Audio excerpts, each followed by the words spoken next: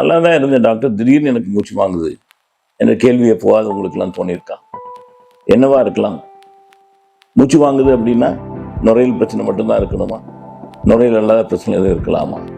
இதை பற்றி ஒரு சிறிய விழிப்புணர்வு தர விழைகிறேன். நான் மருத்துவர் டாக்டர் எஸ் சுந்தரகுமார், நுரையீரல் சிறப்பு சிகிச்சை மருத்துவர், குப்புசாமி நாயுடு மருத்துவமனை, கோயம்புத்தூர். ஆஸ்துமானா என்னங்க?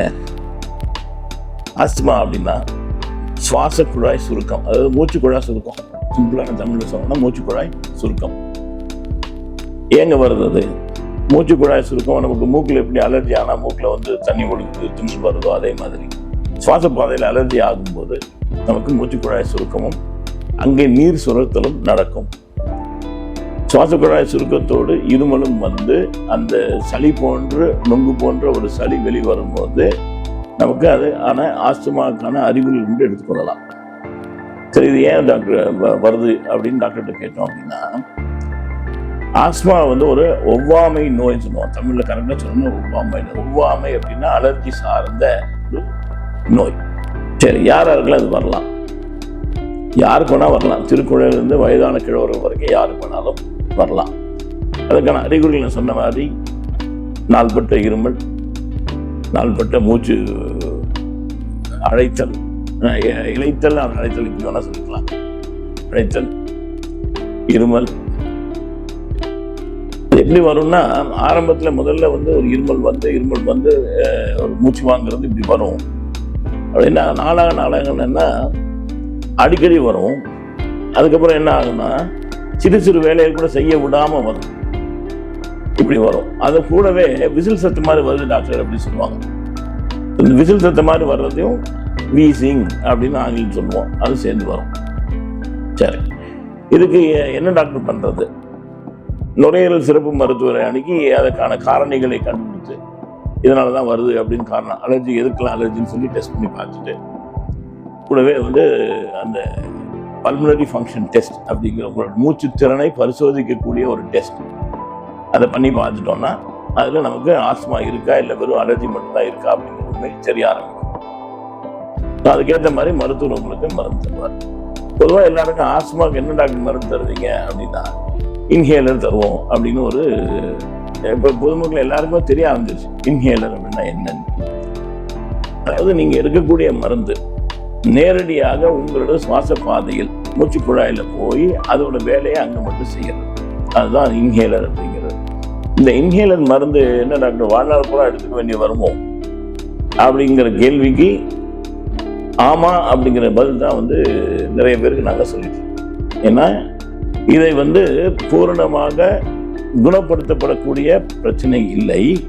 ஆனால் நல்ல விதமாக மருந்து எடுத்துக்கொண்டு கட்டுப்பாட்டில் வைத்துக்கொண்டு நம்ம ஆரோக்கியமாக நமது வேலைகளை செய்யலாம். சரி, இந்த இன்ஹேலர் எடுக்கிறதால சைடு எஃபெக்ட் எது இருக்கா? எல்லா மருந்துகளுக்கும் சைடு எஃபெக்ட் உண்டு, இல்லை என்று சொல்வதற்கு இல்லை. கண்டிப்பாக அதற்கான பக்க விளைவுகள் உண்டு. ஆனால் இந்த ஆஸ்துமாவுக்கு கொடுக்கக்கூடிய இன்ஹேலர் போன்ற மருந்துகளில் பக்க விளைவுகள் மிக மிக குறைவு. என்ன மாதிரி பக்க விளைவு? தொண்டை கம்முறது, தொண்டையில் வந்து பூஞ்ச மாதிரி வந்து படிஞ்சுக்கிறது, முழுங்க விழுக்கும்போது சில கஷ்டங்கள் வர்றது, இந்த மாதிரிலாம் வரலாம். ஏன் வருது அப்படின்னா மெத்தட், அதாவது டெக்னிக் சரிவர நம்ம எடுக்கலைன்னா அந்த மாதிரி வரும்.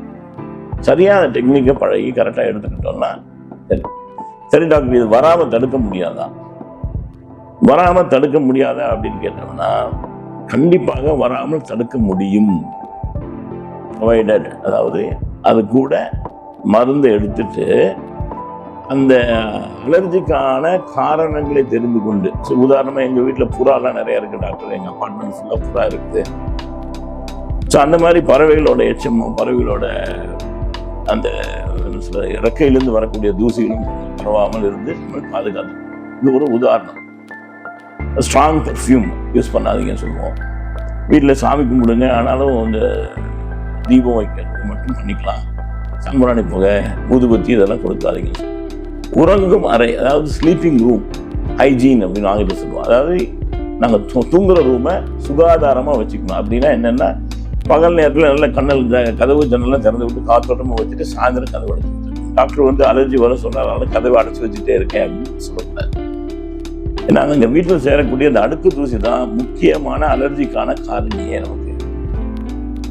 சரி, இது என்ன டாக்டர், இது வந்து தொத்து வியாதியா, எங்க அம்மாவுக்கு எனக்கு வந்திருக்கு அப்படின்னு ஒரு கேள்வி வரும். இது தொத்து வியாதி இல்லை, ஆனால் சந்ததியில் வரக்கூடிய ஜெனட்டிக் டிசீஸ். குடும்பத்தில் யாருக்கா இருந்துச்சுன்னா இன்னொரு அடுத்த வரக்கூடிய சந்ததிக்கு இது வரலாம், வரும் கட்டாயம் சொல்ல முடியாது, வரலாம் என்று ரெண்டு. இப்போ நான் வந்து இந்த மருந்து ரெகுலராக எடுத்துகிட்டே இருக்கேன் டாக்டர், என்னாலும் இன்னும் எனக்கு சரியாகலை அப்படின்னா இப்போ நான் என்ன பண்ணுறது டாக்டர்? நீங்கள் சொன்னீங்க இன்ஹேலர்லாம் எடுக்க சொன்னீங்க, கரெக்டாக எடுத்து தான் இருக்கேன், ஆனாலும் எனக்கு இருமல்னு வந்துட்டே தான் இருக்குது. அப்படிங்கிற பட்சத்தில் நீங்கள் உங்களோட உறிஞ்சக்கூடிய அந்த கருவி எல்லாத்தையும் எடுத்துகிட்டு வந்து எங்கள் முன்னாடி ஒரு தடவை பண்ணி காமிச்சிட்டு திரும்ப ஒரு தடவை அந்த டெக்னிக் கரெக்டாக நீங்கள் பழகிட்டு போய் எடுத்து பண்ணணும். சரி, எல்லாம் பண்ணியாச்சு, ஓரளவுக்கு குறைஞ்சாச்சு. வழக்கமாக நாங்கள் ஓபியில் பார்க்குறது என்னென்னா ஒரு 6 மாதம் எடுத்துருப்பாங்க, அப்படி விட்டுடுவோம். அப்படி விடலாமா டாக்டர் அப்படின்னு கேட்டிங்கன்னா விடக்கூடாது. நல்லா இருந்துச்சுன்னா டாக்டர் ஆனால் நிறுத்தினேன் அப்படின்னு சொல்லுவாங்க. ஆனால் அப்படி விடக்கூடாது அப்படிங்கிறது என்னோட கருத்து. தயவு செய்து மருத்துவரோட அறிவுரை இல்லாமல் நீங்களாக மருந்தை நிறுத்தாதீர்கள். Do not stop the medicine without the advice of the doctor. Asthma என்பது அலர்ஜி சார்ந்த ஒரு ஒவ்வாமை வியாதி. நல்ல விதமாக கட்டுப்படுத்தி வைத்துக்கொண்டு ஆரோக்கியமாக வாழ்வதற்கான வழிமுறைகள் உண்டு. பாதுகாப்பாக அலர்ஜி சம்பந்தமான பிரச்சனைகள் வராமல் நம்மளையே பாதுகாத்துக் கொண்டு மருந்துகளை சரிவர எடுத்துக்கொண்டால் ஆஸ்மா நோயிலிருந்து நாம் விடுபடலாம். நன்றி.